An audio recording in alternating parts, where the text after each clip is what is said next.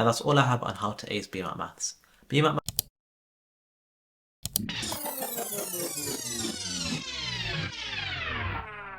In this video, I'm going to go through how to get full marks and ace the maths part of Bmat section 2.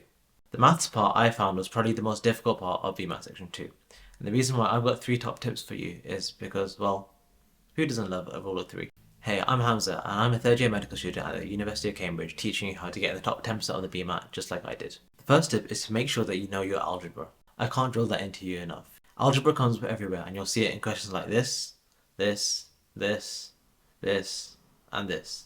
And you'll even be able to start to use it in other questions such as physics questions, chemistry questions, and sometimes biology questions. So your algebra base needs to be really strong. There's not much more I can say on algebra in Bmat Maths, but I think you'll see more when I start to go through some algebra maths questions later on. The second tip is to understand where to take shortcuts. With maths, there are generally 2 ways to go around problems: the long way or the short way. With the Bmat being a multiple choice exam, it makes your life a little bit easier sometimes when it comes to maths. Sometimes you can, what my teacher used to call, take a sledgehammer to the question. Basically meaning that you can sub in the values from the answers back into the question and find out what you really need to know. This way you can eliminate some answers really quickly, and we teach this a lot in the Sigma Med Bmat course. My last tip is to not neglect geometry. Just because it's a non-calculated MCQ exam does not mean that you won't get any geometry questions.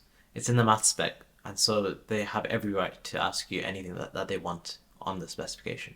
They have and probably will ask some really weird and wonderful geometry questions.